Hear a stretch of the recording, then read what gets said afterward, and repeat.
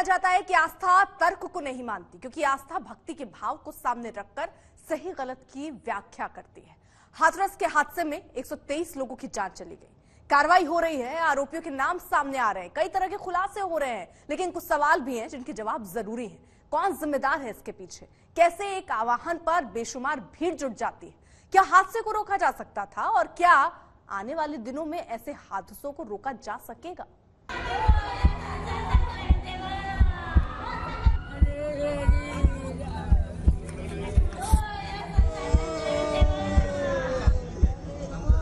जिन लोगों की इस हादसे में जान गई है, मैं उनके प्रति अपनी संवेदना व्यक्त करता हूं।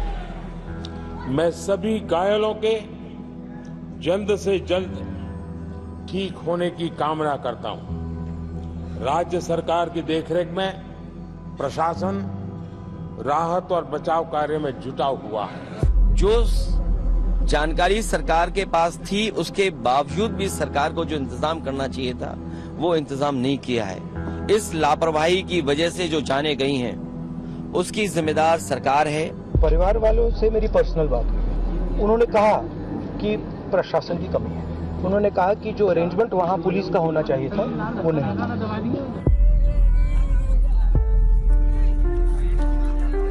हाथरस का हादसा कई सवाल छोड़ गया है। हाथरस की त्रासदी कई जवाब चाहती है।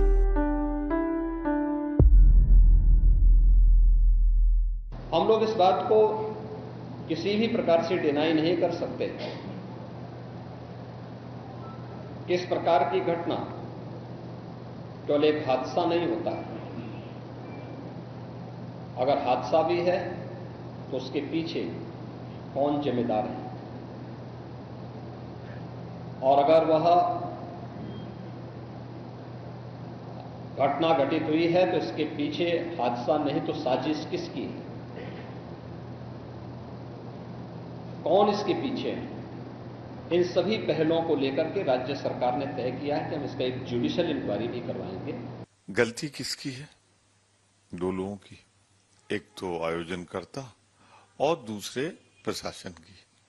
तो जिम्मेदार कहीं न कहीं से उत्तर प्रदेश सरकार और केंद्र सरकार है। बद इंतजामी की एक लहर उठी है और 121 श्रद्धालुओं को लील गई।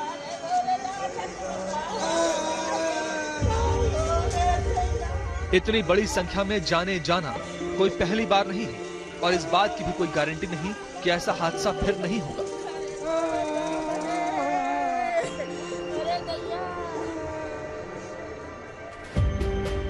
हाथरस में किसका सत्संग था?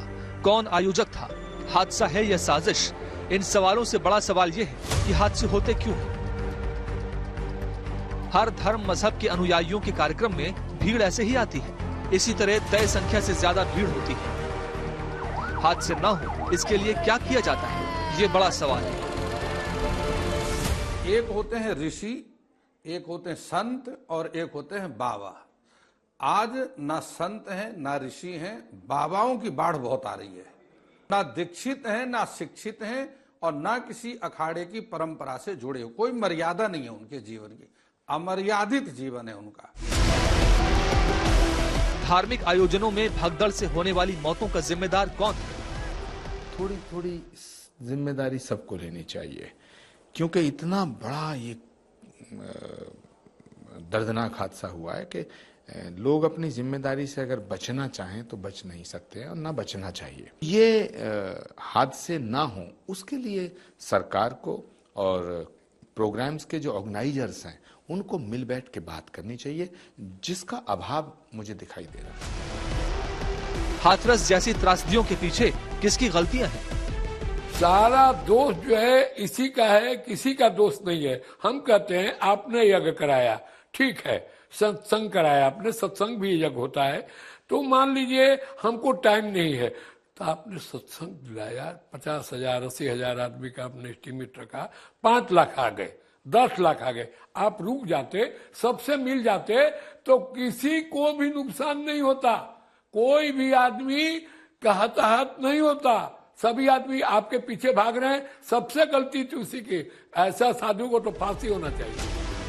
निर्दोष लोगों की मौतों से क्या कोई सबक लेता है? जो व्यक्ति स्वयं को कहे कि मेरी पूजा करो, मेरी चरण लो, ऐसा व्यक्ति न कोई साधक हो सकता है, न साधु हो सकता है, टोटली ढोंगी हो सकता है, पाखंडी हो सकता है। इसके अतिरिक्त और कुछ नहीं हो सकता। क्या हाथरस जैसे हादसों को रोकने का कोई तरीका नहीं? जिस टाइम पुलिस ने जो परमिशन दी या एसडीएम ने परमिशन दी, उनको चाहिए था स्टेट डिजास्टर रेस्पॉन्स उनके पास है यूपी में, काफी अच्छी मात्रा में लोग हैं, उनको क्यों नहीं लगाया मेरी समझ में ये नहीं आ रहा है। वो लोग ट्रेंड होते हैं, जब कभी ऐसे हादसे होते हैं, स्टैम्पेड होती है, भगदड़ मचती है, तो उसके अंदर वो लोग जो है सीपीआर देना जानते हैं। पब्लिक को अगर वो सीपीआर देते, कायदे से रेस्क्यू करके निकालते, तो ये जो 121 लोगों की डेथ हुई है, मैं समझता हूँ ये बहुत कम हो जाती, क्योंकि टाइमली उनको ऑक्सीजन का इंटेक मिल जाता और ये हो जाता। श्रद्धा पर सवाल नहीं उठाए जा सकते, लेकिन कार्यक्रम कैसे होता है, अनुमति कौन देता है, व्यवस्था कौन देखता है, शासन प्रशासन का क्या कर्तव्य होता है, हादसे क्यों होते हैं, किसकी गलती से होते हैं, इन सवालों के जवाब जरूरी है ताकि टल सके मौत का ऐसा मातम।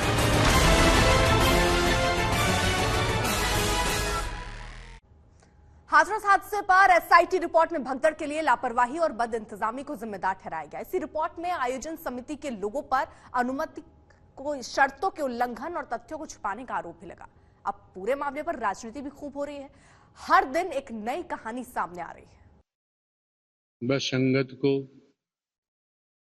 इस दुख की घड़ी से उबरने की शक्ति दें। सभी शासन एवं प्रशासन पर भरोसा बनाए रखें। हमें विश्वास है जो भी उपद्रवकारी हैं वो बख्शे नहीं जाएंगे। बाबा जिनकी तरफ सारी उंगलियां उठ रही हैं, वो खुद कार्रवाई की मांग कर रहे हैं, उपद्रवियों को न छोड़ने की अपील कर रहे हैं, लेकिन हादसे के बाद वो मौके से भाग क्यों गए? अपने भक्तों को मरने के लिए तड़पता असहाय अवस्था में क्यों छोड़ गए? वो जिन उपद्रवियों की बात कर रहे हैं वो कौन है? जब आप इतना बड़ा आयोजन करते हैं, इतनी बड़ी तादाद में लोग आपके भरोसे यहाँ पर आ जाते हैं, तो समुचित व्यवस्था क्यों नहीं की जाती? बाबा से सवाल है, सवाल पुलिस प्रशासन से है। आपने अनुमति दी, अनुमति के बगैर अगर इतनी बड़ी तादाद में लोग यहाँ पर आ जाते हैं तो फिर जिम्मेदारी और जवाबदेही आपकी है और इसको सुनिश्चित किया जाना चाहिए ही। और जो आयोजक हैं और जो बाबा है, अगर उसके खिलाफ कड़ी कार्रवाई नहीं होती है तब तक इंसाफ नहीं माना जाएगा, क्योंकि 100 से ज्यादा लोगों ने एक सत्संग के आयोजन के दौरान अपनी जान गंवा दी और जहां पर सत्संग हो रहा था वो शमशान में तब्दील होता हुआ चला गया। 123 भक्तों की मौत के 4 दिन बाद बाबा वीडियो के जरिए सामने आए। लुका छुपी के बाद बाबा के सेवादार देव प्रकाश भी पुलिस की गिरफ्त में आ चुके हैं। सवाल ये है कि क्या 123 लोगों की मौत का सच सामने आ पाएगा? हाथरस प्रकरण में जो एफआईआर में नामजद किए थे देव प्रकाश मधुकर, जिसे मुख्य आयोजक कहा गया था, हमने पुलिस को, एसआईटी को और एसटीएफ को यहां दिल्ली से उनके सामने, क्योंकि इलाज करा रहे थे, बुला के सरेंडर कर दिया है। हमने उनको सौंप दिया है, एसआईटी को और उत्तर प्रदेश पुलिस को। हाथरस मामले पर सियासत का भी अब विस्तार होता जा रहा है। मारे गए लोगों के लिए संतावनाएं हैं, संवेदनाएं हैं, शिकायतें हैं, लेकिन अब तक जो सबसे जरूरी सवाल है उसका जवाब कोई नहीं दे रहा।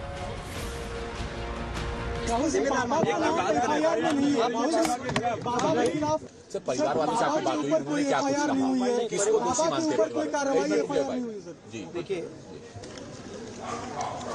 परिवार वालों से मेरी पर्सनल बात हुई, उनके परिवार के बारे में। बाबा के ऊपर मुकदमा नहीं लिखा गया। देखिए, आप उस बहस को और मत छेड़िए। मुख्यमंत्री योगी आदित्यनाथ कार्रवाई का भरोसा दिला रहे हैं। राजनीतिक गलियारों में साजिश, षड्यंत्र जैसी बातें भी उठ रही हैं, लेकिन बाबा की बात छिड़ते ही राजनीति का अलग रंग भी दिख रहा है। कहा तो यही जा रहा है कि उनकी रज लेने भागे, वो निकल गए थे। हादसा तो बाद में हुआ है ना, अब देखो पता चले। उन्हीं ने कहा कि मेरी चरणों की रज लो। नहीं, मुझे नहीं लगता ऐसा वो कहते होंगे। कोई बाबा नहीं कहता कि मेरी, कोई बाबा कहेगा कि मेरे चरणों की रज लो। ये तो हम लोग इतने धार्मिक हैं, इतनी आस्था है हमारी कि हमें लगता है कि हम इनकी रज लें तो शायद हमारा ये कष्ट दूर हो जाए, हमारी ये समस्या समाप्त हो जाए। हादसा है, ये कोई डिजाइन या किसी के द्वारा साजिश का रास्ता नहीं, जैसा कुछ लोग कहने लगे। कार्रवाई हो रही है, लेकिन हादसे के पीछे कौन है, ये अब भी बड़ा सवाल है। यूपी सरकार को मौतों के पीछे साजिश दिखाई दे रही है। यह हर व्यक्ति जानता है कि सज्जन के फोटो किसके साथ में है, उनके राजनीतिक संबंध किन के साथ जुड़े हुए हैं। तो स्वाभाविक रूप से आप लोगों ने इस बात को देखा होगा कि पिछले दिनों रैलियों के दौरान इस प्रकार की भगदड़ कहां मचती थी और कौन इसके पीछे थे, और मुझे लगता है उसके तह में जाना आवश्यक है। जो लोग निर्दोष लोगों के जीवन के साथ खिलवाड़ करते हैं, और उनकी जवाबदेही भी इसके साथ तय होगी। विपक्ष से हादसा करार देने में जुटा है। बीएसपी प्रमुख मायावती ने मुखर होकर बाबा पर कार्रवाई की मांग की है। बाबा के मुख्य सिपहसालार देवप्रकाश पुलिस की गिरफ्त में है और शुरुआती 3 दिनों में 6 लोगों को गिरफ्तार कर लिया गया था। ये सभी वो लोग हैं जो आयोजन समिति से जुड़े हैं और लोगों को मरता हुआ छोड़कर भाग गए थे, जबकि इनकी जिम्मेदारी व्यवस्था की थी। बाबा सूरजपाल के नाम पर लेकिन एक सन्नाटा बना हुआ है, क्योंकि बाबा की भूमिका पर सियासी खामोशी छाई हुई है। सवाल पॉलिटिकल कनेक्शन का है या आने वाले दिनों में 10 सीटों पर होने वाले उपचुनावों का। हाथरस कांड के असली गुनहगारों को सजा कब मिलेगी, ये सवाल दिनों दिन बड़ा होता जा रहा है।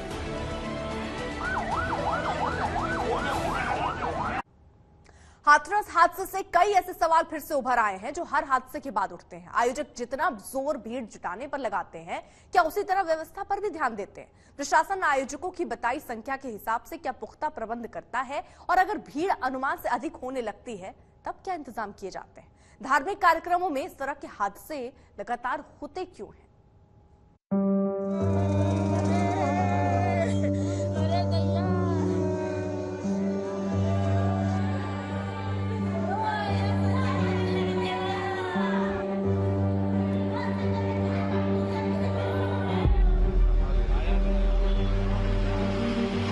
हाथरस बस एक और कड़ी है धार्मिक आयोजन में भगदड़ से हुई मौतों की श्रृंखला की। हादसा हो गया, 121 लोग मर गए। सवाल उठता है कि धार्मिक आयोजनों में अक्सर भगदड़ क्यों होती है? धार्मिक आयोजनों में भगदड़ से अक्सर मौतें क्यों होती हैं? जो ऊपर से टपक करके बाबा बन करके व्यास गद्दी पर बैठ रहे हैं, उनको कुछ ज्ञान नहीं, वहां इस प्रकार के आडंबर होंगे और ऐसी घटनाएं घटेंगी। सरकार को इस पर रोक लगानी चाहिए। जो स्वयंभू लोग हैं, वो केवल अपनी दुकान चलाने के लिए, लोगों की श्रद्धा का दोहन करने के लिए आते हैं। उनसे जनता को सावधान भी रहना पड़ेगा कि ये नए भगवान कहां से आ गया। बहुत लोग भगवान बने जेल में पड़े हैं, ऐसे लोगों का भी ठिकाना जेल में ही होना चाहिए। जिस टाइम पुलिस ने जो परमिशन दी या एसडीएम ने परमिशन दी, उनको चाहिए था, स्टेट डिजास्टर रेस्पॉन्स उनके पास है यूपी में, काफी अच्छी मात्रा में लोग हैं, उनको क्यों नहीं लगाया, मेरी समझ में ये नहीं आ रहा है। वो लोग ट्रेंड होते हैं। 2013 में international journal of disaster risk reduction ने एक स्टडी की, जिसमें 1954 से 2012 के बीच हुई भगदड़ की 34 घटनाओं पर रिसर्च की गई थी। इस रिसर्च में कहा गया कि भगदड़ों में हुई मौत के हिसाब से भारत में 79% लोग धार्मिक कार्यक्रमों की भगदड़ में मारे गए। 18% लोगों की मौत अन्य कारणों से जुटी भीड़ में भगदड़ से हुई, जबकि राजनीतिक जलसों में भीड़ में भगदड़ से 3% लोगों की जान चली गई। विवेचना प्रारंभ करते हुए 6 लोगों की अभी गिरफ्तारी की गई है। तो इनके द्वारा बताया गया कि ये सभी लोग आयोजन समिति मेंबर्स हैं और पूर्व में इनके द्वारा कई आयोजनों के अंदर भी पार्टिसिपेट किया गया है। ये मुख्यतः सेवादार के रूप में कार्य करते हैं और आयोजक और इनकी सत्संग कमेटी में भीड़ इकट्ठा करना, चंदा इकट्ठा करना, इन सब चीज़ों का सहयोग प्रदान करते हैं। साथ ही साथ वहाँ पर जो देखा गया कि बैरिकेडिंग द्वारा भीड़ नियंत्रण करना, श्रद्धालु हेतु पंडाल की व्यवस्था करना, वाहनों की पार्किंग की व्यवस्था करना, कार्यक्रम स्थल पर खड़ंजा, बिजली की आपूर्ति, जनरेटर, सफाई व्यवस्था इत्यादि इन लोगों का कहना है कि हम लोगों के द्वारा कराई जाती है। एनसीआरबी की रिपोर्ट के अनुसार 2000 से अब तक 2000 लोग भयानक भगदड़ के कारण मौत के मुंह में समा गए। भगदड़ से हुई मौतों को अगर देखा जाए तो कई कारण समझ में आते हैं। आराध्य के दर्शन को बेकाबू भीड़ को देखते हुए नाकाफी इंतजाम, भीड़ के अनुसार पर्याप्त जगह न होना, आयोजकों का तथ्य छुपाना और प्रशासन की अनदेखी, मौसम के हिसाब से सुविधाएं न होना। हाथरस में भगदड़ से हुई मौतों के पीछे ये सभी कारण नजर में आते हैं। कहा जा रहा है कि 80,000 की अनुमति मांगी थी, लेकिन 2.5 लाख लोगों की भीड़ जुट गई। यहाँ सवाल ये है कि क्या आयोजकों ने बढ़ती भीड़ के लिए कोई व्यवस्था की थी? ये बताओ कि आप तो ये काम करते हो, 300 फीट लंबा 300 फीट चौड़े टेंट में कितने लोग आ जाएंगे? 60,000 कैपेसिटी थी पांडाल के अंदर। पांडाल ही 60,000 का? हाँ, 60,000 पांडाल मतलब बैठ जाते। 60,000 लोग आ सकते थे, लेकिन आए कितने उस दिन? आप लोग तो यहाँ पे इंतजाम में होंगे ना यहाँ पे? हाँ बिल्कुल थे सर। ऐसा है 60,000 तो अंदर थे पांडाल में, और बाकी मतलब बारिश की वजह से थोड़े बेगरे बैठे। बाको अनुमान तो मैं ना मतलब 50,000 हो चाहे 1 लाख हो, ओवर भाई कुछ न पते। क्या प्रशासन की तरफ अनुमानित भीड़ को देखते हुए पुख्ता प्रबंध किए गए थे? अनियंत्रित जब भीड़ हो जाती है, जो गैदरिंग होती है, 2 तरीके की गैदरिंग होती है। एक होती है सोशल गैदरिंग जो कंट्रोल्ड होती है, डिसिप्लिन्ड होती है, बैठी होती है। एक होती है अनियंत्रित, वो हैप्पैज़र्ड मैनर में कहीं भी इकट्ठे हो जाते हैं, कुछ भी करते हैं, और वहां पर क्या है, कोई भी अफवाह फैल जाए तो उसके अंदर जो है लोग अपनी जान बचाने के लिए भागते हैं। उस टाइम वो ये नहीं देखते ये मेरे परिवार के हैं, छोटे बड़े, बस वो अपनी जान बचाने के लिए भागते हैं। आने जाने के रास्ते, भीड़ के निकास के प्रबंध, बैठने की व्यवस्था, वॉलंटियर्स की उचित संख्या, ये कुछ ऐसे बुनियादी सवाल हैं जो हाथरस हादसे के बाद भी उठे हैं। अगर समय रहते इन सवालों की गंभीरता को समझा होता तो शायद हादसा टल भी सकता था।